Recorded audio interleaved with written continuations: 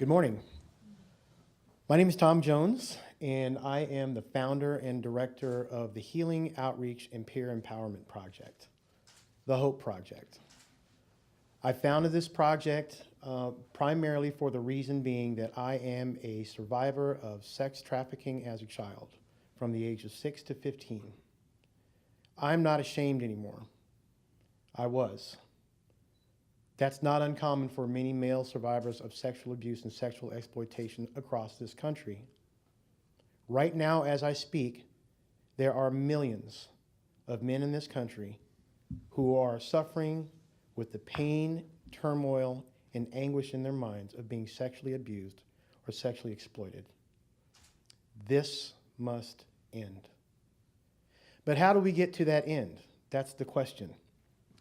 Well, one of the first answers that I have to that is we need more data. How do we get more data? We have to ask the source. The problem is that the source isn't talking. And that's a problem. We can't get to the end game of ending this suffering until we get more data.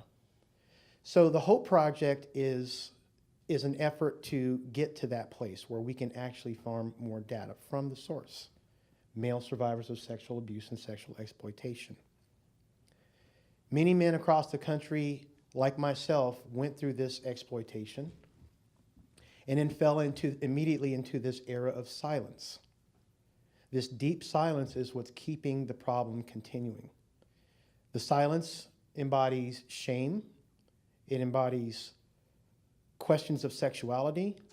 It questions cultural differences, cultural barriers. It embodies so many things. But the bottom line is it embodies silence. Silence that we must break. When the male survivor endures this era of silence, what we often see following that is an era of acting out. And this era of acting out usually involves all sorts of different things. Violence, domestic violence, failed relationships, drug addiction, suicide attempts, all of the above, or any combination of those. If the cycle isn't broken and if there's no intervention of therapy or counseling of some sort, what we often see, if the male survivor survives that period of acting out, is a life filled with lifelong ramifications of failed relationships, multiple children that they have no contact with, alcoholism following into their elderly years, seclusion. And it all comes back to this occurrence of sexual abuse and sexual exploitation. How does it play out? It plays out in multiple different ways with multiple different scenarios.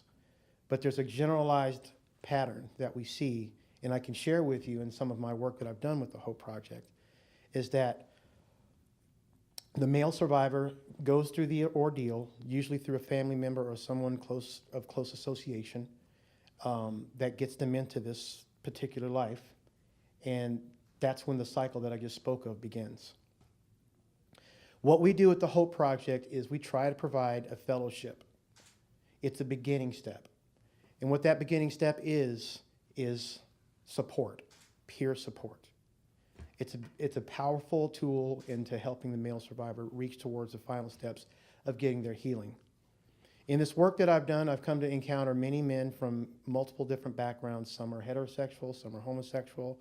I have transgender members, and I also have a gender fluid member, all of which tell me the same thing. They all encountered this era of silence because they just didn't know what to do. And if they did want to speak out and they did decide they wanted to do something about it, where are they going to go to? So the big part of what I do with the HOPE Project is, like I said, is to establish a fellowship of peer support. But I also make efforts to try to drive data, to try to drive research so that we can actually get more gender-specific resources for these people who are suffering. There is so much suffering that does not need to be happening when it comes to male survivors of sexual abuse and sexual exploitation. So anything that I can do, I do in this work because it's important to me. I have no shame about it anymore. It's freeing to me, and I want other male survivors to have that same freedom and liberation from speaking out, letting go, and becoming an activist to help other male survivors get through this horrible ordeal of sexual exploitation and sexual abuse. Thank you.